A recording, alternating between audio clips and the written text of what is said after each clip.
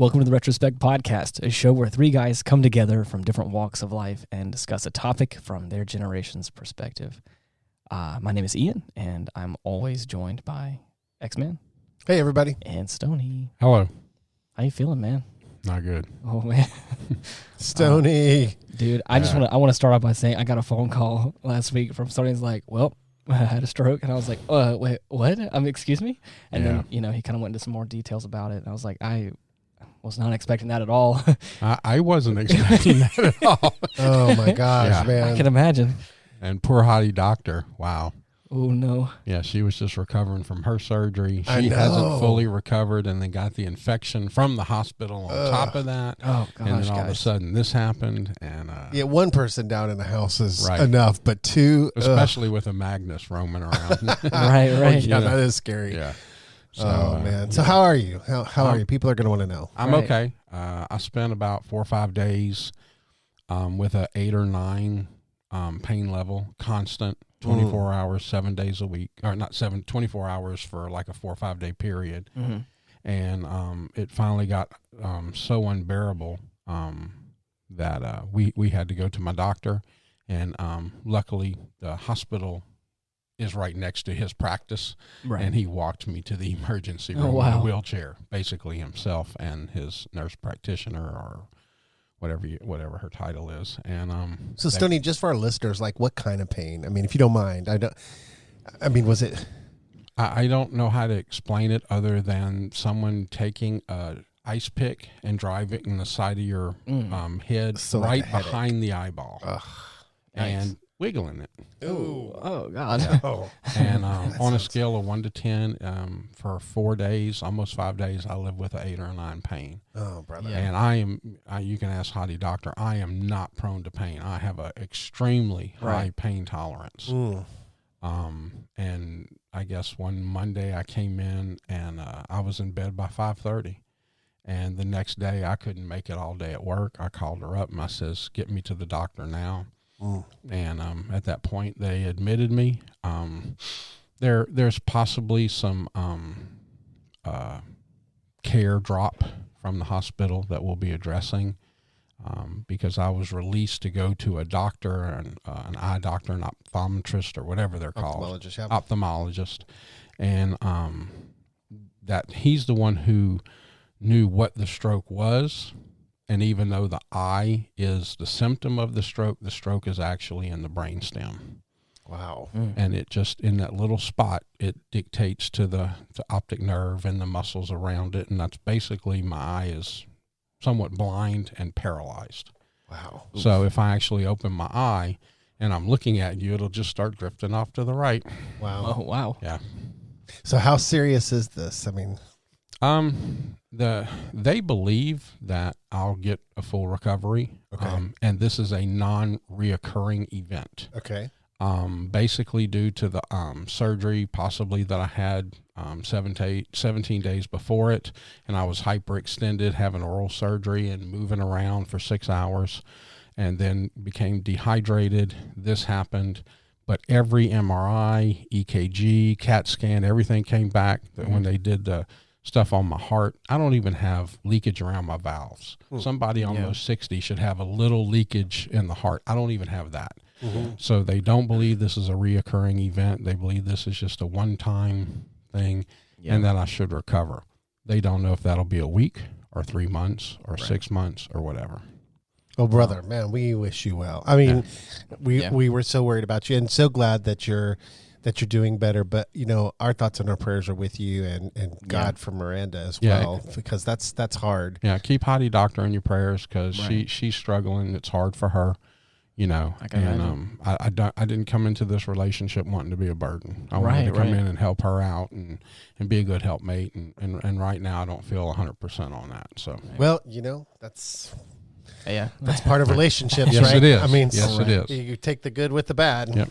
Right. Yep. Sickness and in health, right? Yep, exactly. Right. Wow. Oh, bro, I'm sorry. I'm sorry you're experiencing that. Yeah. That's terrible. One of the things that somebody came to visit me, and I got up to, walk them to the door, and they said, no, don't get up. And I said, no, I'll meet my Jesus on my knees, but I'm going to meet everything else on my feet. Right. So, and that's kind of been my attitude here with this. I'm fighting it. I'm not going to go laying down. So that's surprised? My new catchphrase. Are you surprised, Wolf?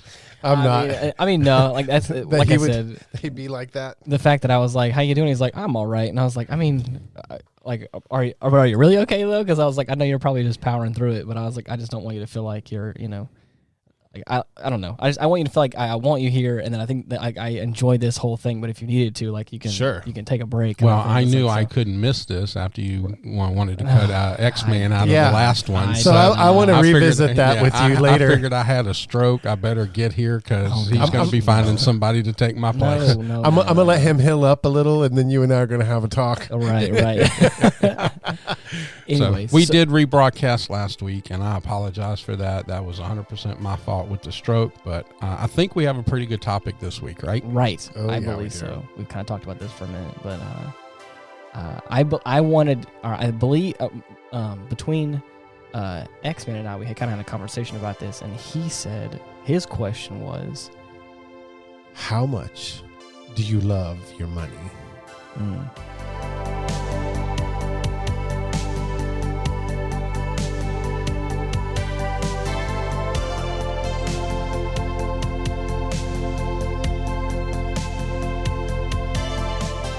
Well, after the last 2 weeks, I can promise you I have a different perspective on that. I can imagine. But that question, it's important because people do crazy stuff for it, right? I mean, you have people who rob banks. You have people who rob cash registers. And people who try to rob a store and have a Marine knock them to piss out. Yeah, true. Have we seen that video? Yes. But, I mean, you have people who strip for money. Right. You have people who, and I'm not judging anything. I'm just saying people do things for money, right? Yeah. What would you do for money?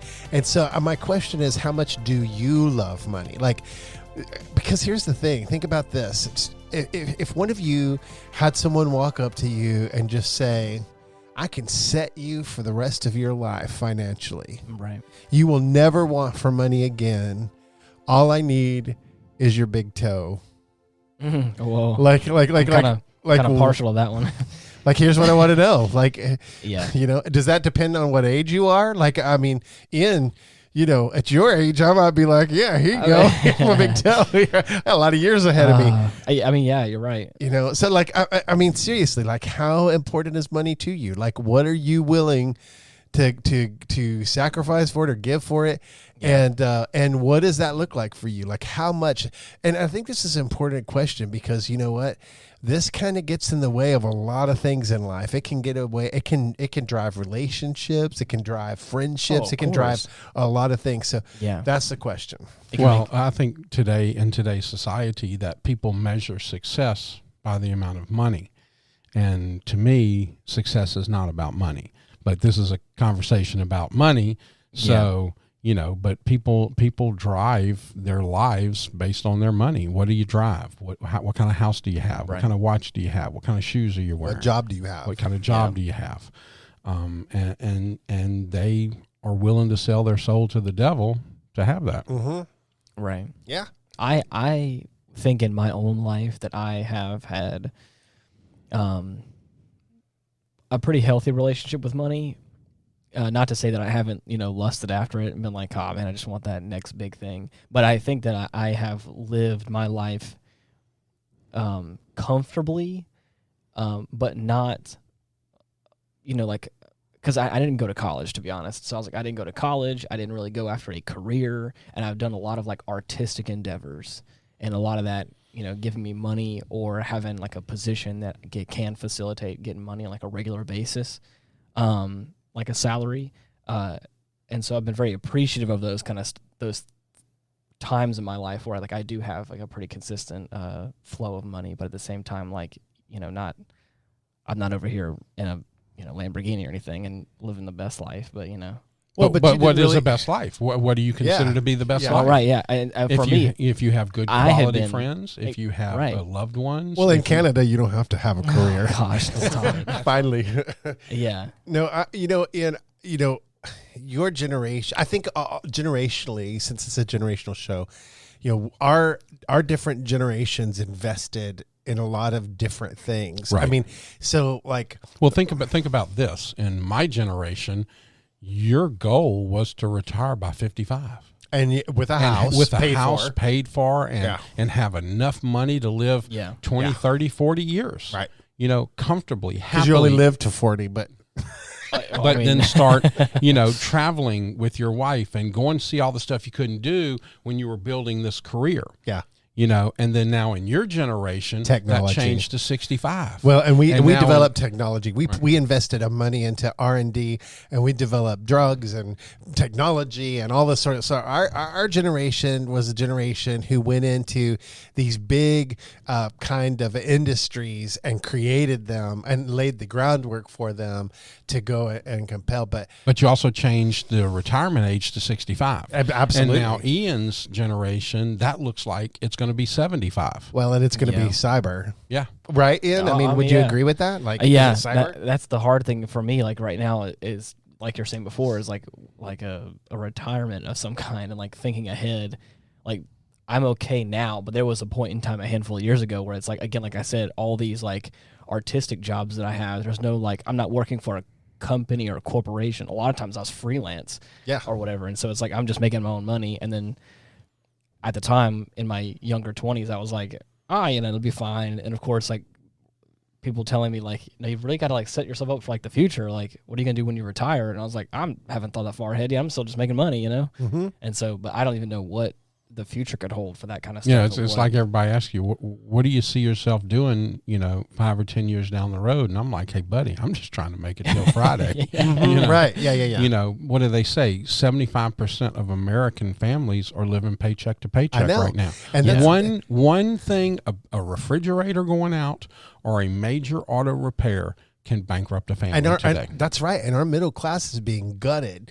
I mean, completely gutted. It's the haves and have-nots in the future if we don't do something differently. But here's the deal, man. I mean, is there a time in your life where you remember kind of selling out and maybe thinking, oh, I wish I wouldn't have done that because I do feel kind of dirty from it? Like, do you ever have that kind of thing when you're thinking about money? Because I'll tell you one thing, I've taken a job strictly for the money and the power of it and not been happy. Right. And I felt like, if hindsight is 20/20, looking back on that, if I knew today what I felt dirty. I felt dirty. Did you feel dirty? I did feel dirty. I did feel dirty from it because I knew that surprise me. That decision was dirty. that. I won't go into detail about it. But there was a point in my life where I had got caught up in some not pleasant people, and then I had.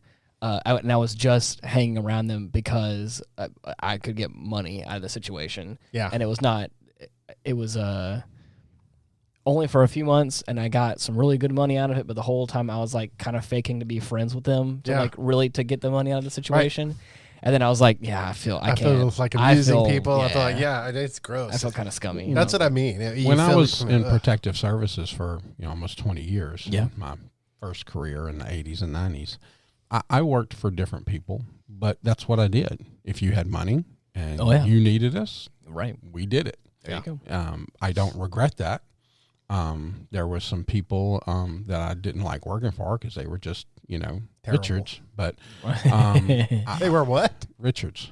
What's that? A nickname for what's a nickname for Richard? Dick, Richards. Richard. Sorry, sometimes I have to be totally explained. My wife, it really rouses me about this. Thank you for the explanation. I understand. That's what we're here for. Right. But I don't regret it. But as things progressed in my life and, I started working now in the job that I have now and things like that, I don't look back at it with regret, but I go, well, I'm glad I made it out of that. Yeah, right, right. But now I don't have any regrets on that. I've always been able to keep to my moral compass, wherever it was at the moment. But I stayed by my moral compass, and I was able to do what I wanted to do also. Right. A struggle that I had for a long time, and I'm not sure if any of you guys can agree to this, but like I was like, I did a lot of photography stuff. I did some graphic design stuff for a long time. Were you naked in the pictures? No. No, I wasn't the one getting my photographs taken off. Okay. Yeah. I was taking pictures for other people. Now you don't even have to actually be naked. You just put your head on someone else's naked body. I can just Photoshop it all together. It's fine. I'm over here at one of the Hemsworth brothers, just with my face plastered over it. No, but it's but I had a hard time, again, in my early 20s, naive and just trying to be nice, I was like undercutting, I think, how much I was actually worth. Okay. Like, again, or like what the time and the work that I was putting into it. Yeah. I was oh, this is a good price or whatever, or I was undercutting some other like competitors. Well, here's the problem in that, and I'm gonna defend you on that, right? Because most everybody, like mechanics or people that do something for a living, that can go look at a problem or take a picture and fix it in 10 or 15 minutes and it come out brilliant. People go, well, why am I paying so much for 10 or 15 minutes? You're not actually paying for that 10 or 15 minutes. You're paying for the years it took you to learn how to do that photography and come out with a good picture. It doesn't matter if it takes you 10 minutes or 10 hours. Right. It's what led up to that point of you being, exactly. You know, we all have a friend who's a mechanic, and he never gets what he should get for doing a job because everybody looks at him and go, well, you did it that fast. Why am I paying that much money? Right. And he's going, you're paying me for the 30 years of learning. Yeah. You know, and people need to understand that. Yeah, and I think I eventually learned that about myself and started like pricing what I thought was appropriate for the amount of work that I was putting into something. But for a long time, I didn't know that. And then I kept like sitting there like, man, I don't have enough money for these. I'm doing all this work. Back in the day, we a lady called us. We were in Florida, and we were kind of a threat team. You had to have a specific threat after you. And this, lady asked us, how much are y'all? We're X amount of dollars per hour. We have to pull our gun, the formula, blah, blah, blah. Right. So she calls us after about an hour, and I about lost my mind. Uh-oh. And she said, are y'all done? And I said, what are you talking about? We literally just drove away from you 20 minutes ago. And she says, well, Magnum can solve it in an hour. And I went, what? Excuse me? Magnum PI can solve it in an hour. He does it every week. And this lady literally thought we were going to be able to solve the whole thing in an hour. You're just on an episode. And I'm like, you're just Walker, Texas Ranger to her. You're drinking, right? I said, ma'am, we literally just drove away. It takes, Yeah. And she doesn't know about the 3 hours on the cutting room floor, right? The film. She literally thought we were going to be able to resolve her situation in an hour. And I'm like, I said, ma'am, I'm coming back with your deposit now. You can find somebody else because I'm not going down this road. Right. I'm not going to This is not a good road. I'm coming back right now. Bro, that's kind of a dim bulb there, though. That's good. I'm not going to have this argument right now. Yeah, right. I don't have the patience for this. Yeah. That's crazy. But you're right. For instance, I do art. I'm a painter. And so, my wife and I have this conversation because I'll say, she'll say, what is that price? I'll tell her. And she's like, wow, that's a lot. And I'm like, I would like do to you know how many years Well, I want to go into that. I asked X-Man, I don't want to say I commissioned a piece. I would have liked to have taken care of that. Right. When he brought me this piece, and I just look at it, and every inch that you move it, this is just an amazing piece. Right. It's in a place that I can just sit and look at it. I cannot imagine how many hours he put into this piece. Yeah. There can't be a dollar amount that you could put into this that I could have afforded for what it's really worth. Right. But the love that he has for me and stuff that I can't imagine. How long did it take you to do that? Honestly, how long? That painting happened over several months. You see what I'm saying? How do you pay for that? And that's the thing. Think about it, even if you just said, okay, $25 an hour. Yeah. Right. And it's I'm not trivializing. I just say that. So you do that 40 hours a week. How do you quantify that? And art's a very interesting thing because you take it, you just do little sections and you work them and you rework them. Sometimes you erase them and redo them. Of course. So, but I mean, it's one of those things. But the point is that even if it only took me 3 hours to do it, I'm still going to command a price for it. I usually do art by size, honestly.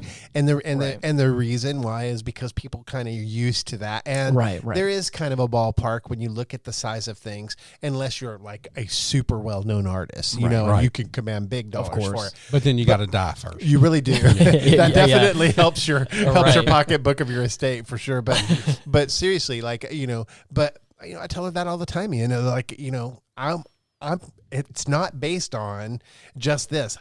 I spent my whole life learning to do this. Yeah, exactly. Learning color and value and shape. But you can also, you can look at this piece and see how the inspiration took you from the different parts of the piece. I mean, if you really look at it and enjoy it, this is not just somebody doing a little watercolor. This is an insane piece. I can tell he studied that piece because he knows the message, of course, of it, and so and you have to do that with art. But listen, you know, like sometimes the piece, like I just did a piece that my wife, she was reading. What's that book set in southern Louisiana, where the crawdads sing? Maybe, is that sound familiar? Where the crawdads sing. Anyway, she's reading that book, and I painted while she read. And so I did an abstract piece, and a woman in Dallas asked me if it was for sale. And at first I said yes, and then I said no, because I was like, You're like, I can't give it up because I love that piece. And so sometimes it's not about the money. Sometimes, you know, and that's kind of the point of the question. It's like, where is that line? Well, for you, it's not worth money. That time that you spent with your wife and sitting at her feet and listening to her read a book and you being inspired, there's no dollar amount you can put on it. Absolutely. And so then, you know, the money. What if she came and offered you $1 million? I would have taken it. No. What if she offered you $10,000? Oh, man. 10,000? I don't know. Maybe not. So there is But that is the point too. Like everybody does have a price. Sure. Like how much would you give your toe for, Ian? I have no idea. I don't. Like I said, if we were talking, I'm gonna give you $1,000. No, I'm gonna give you $10,000. Would you do it? No. I'm gonna give you $100,000. Would you do it? I know. I'm gonna give you $200,000. Would you do it? I think $500,000. I think. Would you do it for $1 million? Doing an auction? No. Give me your toe, Ian. Would you do it for $2 million? I don't know. Like that's $2 million for me. It's like I feel like even $1 million is not as much as I think it is. You know what I'm saying? I feel like $1 million if I was to have it. Like I could probably. Well, you have to you could live off the interest, $80,000 a year. I know. Nobody's going to make interest on $1 million.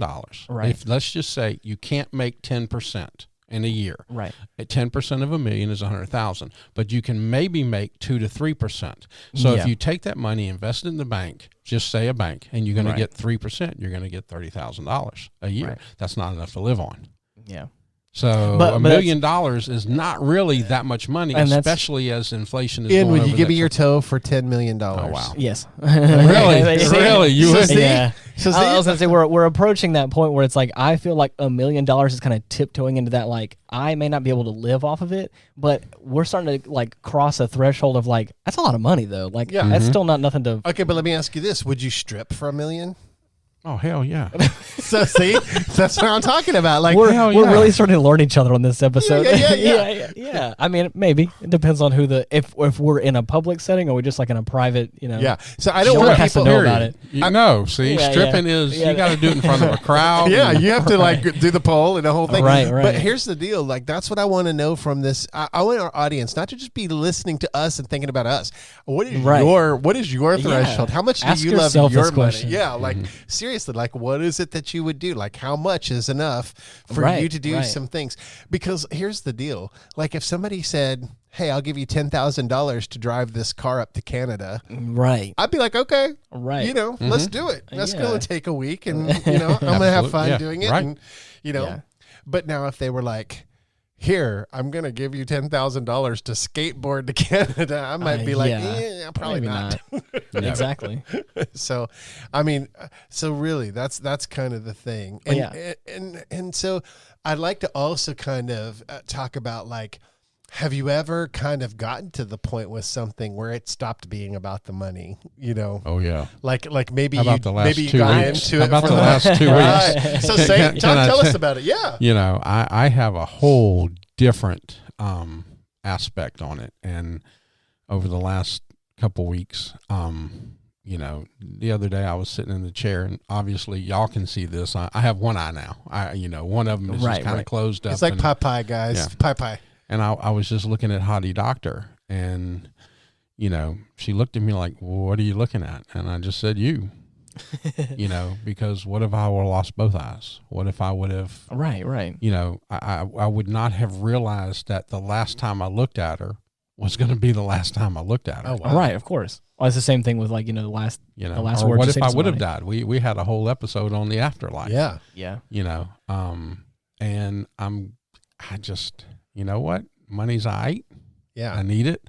But there's some other stuff, you know. I spent the last couple days calling some friends that I hadn't spoke to in a couple of years and reconnecting with people. And, you know, there's a couple of people that I want to sit down and talk to that, you know, I need to, you know, get some red off my ledger. Yeah. And, you know, past that, you know, screw money. Yeah. You know, it's the little things. It's the time that I need to spend with Magnus. It's the time that I need to spend with you guys. Mm-hmm. Right. You know, I really hope that at one point in time, this podcast would take off and would monetize it. And right now, I don't give a shit. Yeah. I'm gonna be honest with you. I don't give a shit. Yeah.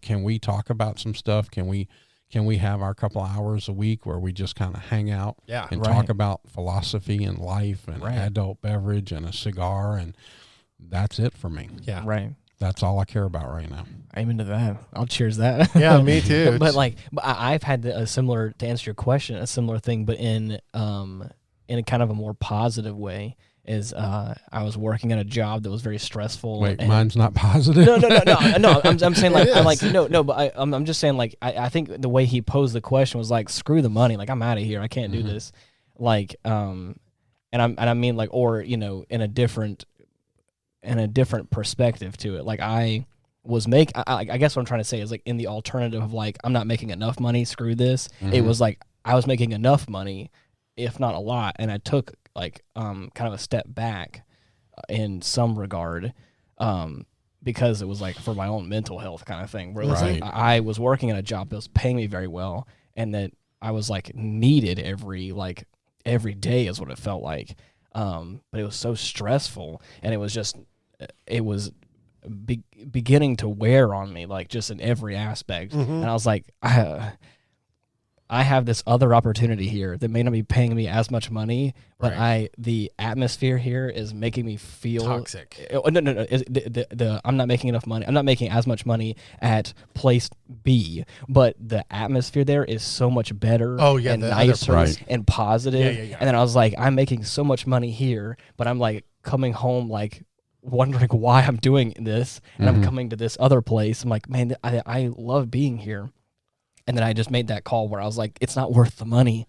I was like, I need to be able to sleep at night. I want to have time with my friends and family. And it's like, course. I gotta. So. They have study that came out, and I wish I'd have been prepared for it. I'd have brought it, but it said the detrimental value to a family of a person who hates their job is so much more exponential than somebody who just works overtime and loves their job. Right. Oh yeah, no doubt. You know, and let me tell you a true story. So I was working for a very awful man. He owned a multi-family management company who built apartments and managed apartments, and he would go under contract with other owners to run their properties. And so I had a huge portfolio with him, 18 properties, but these were big apartment complexes, right? And so the total of that portfolio is like $180 million. I mean, it was a big portfolio. Okay. Well, this guy was awful. He would scream out orders. You could hear him. We had an entire floor of a building as our headquarters, and I was a regional manager, so I was upper management. Right. And so, but he would scream. His assistant, he called her Boodle, which kind of sounds like poodle. Yeah. And that's all she did was run for him all day. Go get me lunch. You would walk in his office. He's always watching his stock ticker across his TV. You'd walk in. He would talk to you like a dog, and he would call you to his office and then act like he was bothered that you were there. That kind of guy. Oh, really? Right. Oh, so my anyway, gosh. so I did this, and listen, I just stayed out of that place as often as I could. But I went and loved on the people on site and ran the portfolio the way I thought was best to run. It was my birthday. It was my birthday. I believe you told me this story. And I walked in on my birthday. No plans for it to go down the way that it did. Right. But I sat down in his office and he said, "Hey, what's up?" And I said, "Not much. I've been out, looking at the properties and so forth." And so let me ask you something. Uh-oh. Do you like working here? Do you like working for me? Uh-oh. And I said, I took a big deep breath and I said, "Actually, no, I don't." What? Oh, and I said, "Yeah." He goes, "Why?" And I said, "Well, I find that I spend a lot of my time explaining your behavior to other people." Oh shit. And he said, he said, "Oh, well, then why don't you leave?" And Okay. I got up and I left. put my keys on my Wow. desk and I packed my desk and I left. And then I freaked out in the car on the way home. my I was God. like, what did I just do? Wow. I didn't have a job. I mean, I just walked out. right. Yeah. And it was kind of like, but you know what? I You were look free. back on that. You were free. And I was like, that was a long time coming. Yeah. That had built up to the point where I was bold. And so I look back on that moment and I'm like, that's right. That's a moment where I said no to the money. Right. And said yes to just personal integrity. Like, I'm not going to run my life with you as somebody that leads me. So the value of life became worth more than the value of money. Absolutely. Oh, right. So Absolutely. this is, I had and I would like to interject. This is a podcast that I would like to do maybe in the near future on leadership. right. So if I could just interject that, Yeah. because that reminded me, and I just want to say that and put it on our board up here. Yeah. Sure. Because I would like to talk about leadership and, Yeah. and how that is and how that affects people's lives. Yeah. Right. Well, the money was no longer worth it. The money That's was right. great, Yeah. but it was no longer worth it. Oh, no. And so I was just tired. And it wasn't even just about me and my experience. It was about the other people. It was Right. about, you are. I'm going to send a message that it's Right. okay to look at you and walk away. Yeah. Right. Yeah. Absolutely. And I hope everybody in this place Right. takes this, Right. moment and that they use it to guide their own decisions. Did he and ever their own- call you afterwards? No, but you know what? He got messed up. I ended up working with a whole bunch of the people from that company Yeah. in my future endeavor, and ended up hiring his in-house attorney as my in-house attorney when I opened Wow. my own business. She started to up my business. Wow. And so she ended up having a whole new client who wasn't a jerk all the time, Yeah. So it turned out working really good. But sometimes I have to just say, it's not about the money Yeah. at all. Nuh-uh. Well, the famous car builder, Chip Foose, Yeah. has a quote. Yeah. He says, we're teaching our children to buy things and not build things anymore. Oh, that's a good point. And I wonder if in our love of money, what we're teaching our kids now, Oh, yeah. Magnus is very brand oriented. Yeah. It better be, and since I came into the picture, that shit's done. Right. We don't play that game anymore with him. But they're brand oriented. Their shops are going, what are you going to buy me? Every time we go into the store, buy me this, buy me that. Yeah. And I walk into a store and say, if you ask, the answer's no. Yeah. And so what are we teaching our kids about money today? Yeah. I have- Why don't we, when I was in school, here we go, generational. Right. They taught us to balance our checkbooks. Let me ask you a question. Did they teach either one of y'all how to balance a checkbook? No, but you know what? I got made fun of if I didn't have a polo on my shirt or a, Really? and so it was very, I'm the Breakfast Club generation, right? And Oh, so yeah. it was very, very divided into cliques, and they Right. were, and that movie is very true to those cliques. Sure. It was Yeah. the jocks and the goths and the socials and the Nerds. the sports. Nerds. So yeah, and the nerds. And so anyway, but yeah, so but clothes, brands, things were already big when I was growing up. Well, and even when you go to these schools that force you to wear uniforms, then they play the little sock and belt game and the hair game, and they still wind up with those freaking cliques. Yeah. Even though you're all wearing uniforms. Well, and they have so many dress up days. Right. I pay at least $20 a month for my kids to dress normal Right. to go to school, even though they have uniforms. Right. Wow. So they just end up taking it as a way to charge money for you to do stuff. Yes. Yes. So That's it's a crazy. racket. It's all So about what are money. we teaching our kids about this? How are they going to build anything? And then things are now so tech based. You can't work on a car anymore. No. Back in the day, in my time, you got an owner's manual and they taught you how to adjust the timing on a vehicle. Yeah. Now when you get the owner's manual, it tells you don't drink the radiator juice. Right. Yeah. I mean, you're right. I mean, I had really? Super dumb stuff. Yeah. Yeah. I had an old 2001 Honda. Can that be a hashtag? Don't drink the radiator juice. Do not touch an electric live wire. Right. Okay. I had a 2001 Honda CRV, and that I called it Old Faithful because it had kept on going. It still is going right now. I sold it to my brother, but that Honda would just keep on ticking. You have to remember, my dad and I did all the maintenance on it, right. And again, it was very easy. Yes. But I own a car now where half of it's electronic, and I'm like, I can't.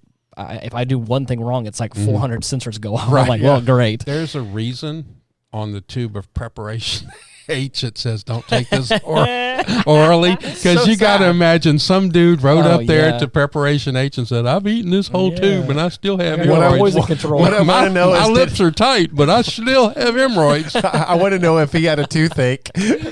Oh, Jesus. So here's a question I have for you too, that this kind of thought spurred in me was, is there anything that you're doing right now that you would stop doing if you didn't get money for it? So I know work is probably one of those things. If they stop paying you, you probably stop going, right? Well, yeah. But are there other things? Are there other things in your life that if you weren't getting some money for it, you'd probably stop doing it altogether? I have been fortunate enough to kind of circle back around to what I said initially. I've been fortunate enough to work in positions or careers that are also hobbies of mine, kind of. Like I worked at a coffee shop for a long time, and I love coffee and all that sorts of stuff. Now, would I stop doing that if I wasn't making money? I wouldn't probably do it for the public. I love making music, and I've played music and made music that way. Would I stop doing that? I mean, it's those sort of things where it's kind of that gray area of I would probably stop doing it publicly, but I don't think internally I would stop doing that kind of stuff where it's I still have. You may not do it as much then. Oh, exactly. Yeah, yeah. It wouldn't be my focus because again, it's not. It's not making any income for me. So, but. So that's, and you know what, I mean, and the reason why I ask this is because this becomes a dream crusher for a lot of people. Right. Especially, and creates a huge relational rifts often between parents and children because the child wants to be, a musician or a rock star, a poet or an artist or something. But that comes in again to what are we teaching our kids? Right. What makes you rich? We've been taught for so long, go to school, work a job, pay off your debts, save money, and you'll be rich. That's never going to happen in today's society. You're never going to get rich with that formula. Right. But my generation and your generation, X-Man, still believe in that. Oh, yeah. And it's not true anymore. Yeah. You're barely going to make it. The erosion of the middle class is devastating on a day-to-day basis. And until we change that mindset, and hopefully Ian's generation can do that, and they are doing that. Tech companies are popping up. All of these new little mom and pop things are popping up against the big farm, against the big business, against the big tech, and they're making it. But how many people are going to be able to do that? Yeah. You know. And then this becomes another topic that we probably should discuss at some point is, education. It's become a racket, right? Because if you don't have it, you don't get the money. And kids aren't being taught regular things now. They're being taught to pass a test, right? Yeah, because their funds come from the scores on the test. So what do we really do? There's a famous video right now, this dude flipping his hands around just perfectly. How are you going to teach people if you don't reach them? And it's an amazing video. He was out of line, but he spoke the truth with every word. And he got thrown out of the class for that. And I'm like, listen to him. Right. Oh, yeah. Well, again, we have a lot of people now. I've even seen a lot of people that have gone to school, gone to college, are in debt, and then get a degree, and then can't get a job in that field. And now it's like you've spent all this time and all this money. Well, how many people in your coffee house You know, handful. we're that, and wait staff, exactly. But then you can go make $80,000 as a plumber and don't have to go to school. Or hear me out, you can get on TikTok and then just become overnight famous again. You sure? Do we want to go down this road? I don't want to. Do we want to go down the road of social media because we know how Stoney feels about that? Yeah, I have, in my life I do a lot of social counseling, and so one of the things that I've actually heard parents talk about their children basically as dependents. Yeah. As dependents. Yeah. Like the more kids I have, the more money I get from the government. Right. So listen, I mean, that's what I'm talking about. I mean, at what point does this money thing, where what point, when are we going to say, okay, you know what? I value money too much in my life. And there may be some shifts, even if they're small ones. I mean, just own up to it. Like, what shifts can I make in my life so that my life is not money driven? Right. And I'm sending a message to a generation behind me that is an honorable message. I don't think you can. Yeah. I don't think you can. And I'm going to be honest, and I'm going to use the pandemic as an example of that. Okay, everybody's like, oh, we have so much money in this country. Let's send everybody $1,600. That sounded great. Where's inflation today? Yeah. Because the powers that be are going to go, well, these people have $1,600 extra and I want it. So I'm going to raise my prices 5% across the board. Well, when you got 5% for gas, 5% for bread, 10% for meat, 12% for this, where'd your $1,600 go? Because somebody's going to want to take it from you. Right. So we're never going to be able to do that because even though, and I'm not going to say greed is a good thing. What was that movie, Wall Street or whatever? Wall Street. Greed is good. Greed is part of capitalism, but there still has to be some responsibility to it too. Insurance companies make $20 billion a year in profit, not in revenue, in profit.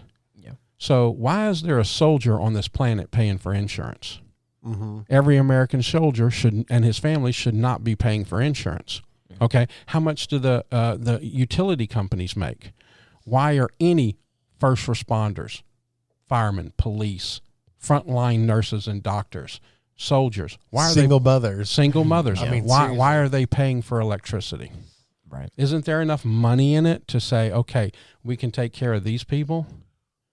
Because then the rich won't get rich. Because then the rich won't get rich. It's a hard. So how much is enough? Yeah, how much is enough? The only thing I can say, like in the past few years for me, I had somebody, he's a mentor of mine, and I sat down with having a good conversation, and we just were like just recounting our lives and all the stuff going on, and he was like, I'm getting to that age now where it's like my son's growing up and, moving on with his life, and, or he's, I'm starting to realize that like I'm getting older, and that's just how life is going, and I'm trying to take these moments that I have with my son as he's growing up and making them very special and holding on to them while I can. And then he looked at me and he said that like in his 20s he valued a lot of other things before like his experiences and his life, and he's like, I studied music and I went to school and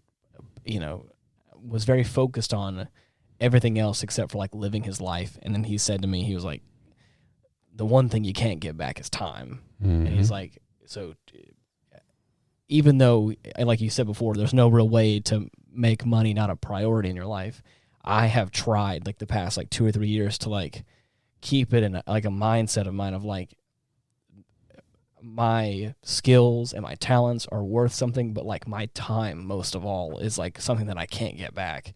That's right. And I agree. That's why I go to work. I go to work for these moments right here, us three sitting here. I go to work for Hottie, Doctor, and Magnus. I go to work to live the life that I want to live. And when I leave it, I turn my music up. And when I get home, that job's done. Yeah. Right. Exactly. It's done. Yeah. I do not think about it. Now, there are problems that crop up. Obviously, y'all know where I work that we still have to address on a day-to-day basis. But the job is not my priority. My family is. And I learned a very hard lesson, and I would like to shout out to my job, of which I cannot do on the air. Right. But they let me make my family a priority over the last awesome. week or so. Good. That's really good to hear. They said, you're number one. You take care of it. We got your back. You tell us what you need. That's because they value you, and it's not about money to them. Yeah. You know, like honestly, and I think that's the way it should be in a healthy relationship with your employer. I think that's the way that it but should then again, be. that goes into that podcast that I want to do about leadership. Right. What is the leadership in your life telling you? Yeah. And what kind of an atmosphere are they trying to create for you and your job? I think we may have our next show. I mean, that's a good. I think you hit it when you walked in. Do you like working for me? No, not really, because you're a Richard. Oh man, what's his name? Richard. No, okay, because it would have made real sense if it was Bill. Bill, right? Okay. But when you look at that context, what is it worth it to you? And I like the fact that your livelihood and your family became more important than the money. And you said, I was making really good money. Yeah. So when that scale tips, it's over with. Yep. And you have to have values, and you have to have your honor system. You have to have your compass.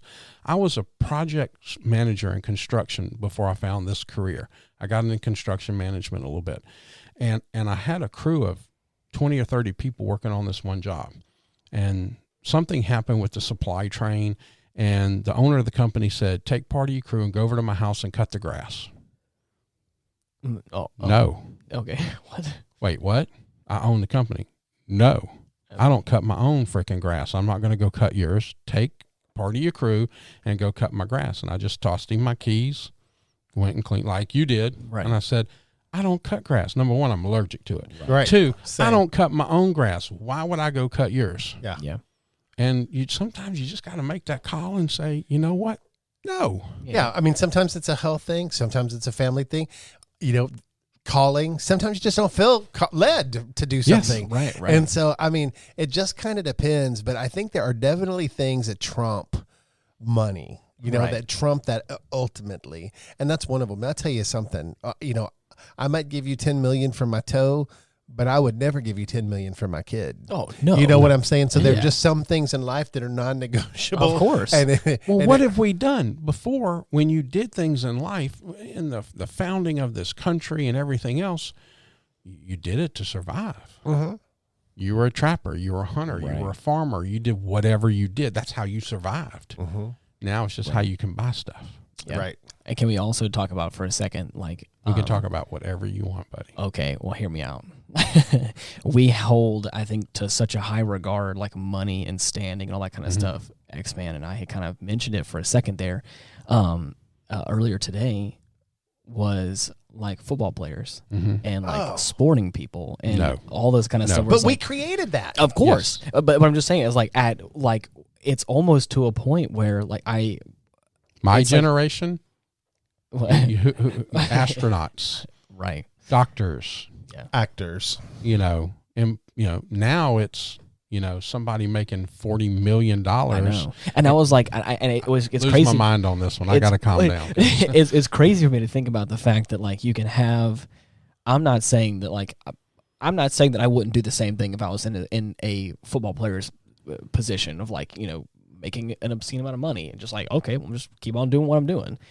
But I'm just saying, don't keep on doing what they're doing. I know. Old football players had broken fingers and broken bones and bleeding and cuts, and they still played. And I lost my faith in NFL when Reggie Bush broke a fingernail and couldn't play for 6 weeks. And I said, I'm done. You're making $20 million and you can't play with a broken nail. Yeah. What about all these single moms who give the $20 million to N? He'll give you his toe. Trust me. I cannot stand that. Right. What are we raising today? What are we telling people is acceptable? I'm pretty sure I would say that they majority of people in in the sports community are making more money than some doctors, and it's way more money.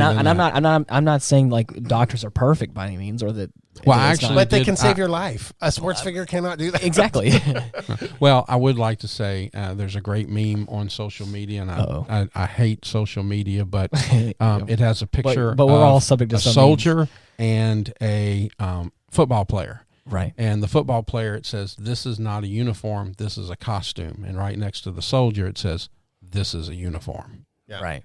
Okay, these people are not wearing uniforms. They are wearing costumes. They are actors. Yeah. They are players in a game. Yeah. And they do not deserve our respect. Right. Well, and then, but like I said, we just had a conversation about like how before the podcast started was it like if our local football team doesn't do that well, you can guarantee that the whole city around us is down. Right. Or if it does a great job, we're all on high spirits is what it feels like. Well, restaurants pick up, shops pick up, Of everything course. picks up when the local team wins. Giving to charities. Yeah. Everything. Yeah, and it's like at what when did the scale tip and that became like the. I think that's been kind of forever. Probably so. I think you know what? No, it says what we value. Mm-hmm. I will pay more for you to entertain me than I will for you to save me. Yeah, Sure. Exactly. Right. It really says that. Mm-hmm. Everything communicates something, right? Sure. And that's exactly what that communicates. Is I value you entertaining me more than I value you saving my life. I agree. Yes. That's what it means. Exactly. I'm sorry. Prove it otherwise. Mm-hmm. Right. I mean, you can't mathematically. That's the way it works. Mm-hmm. You know. And same thing for a whole bunch of other high paid positions and stuff. I'll tell you what.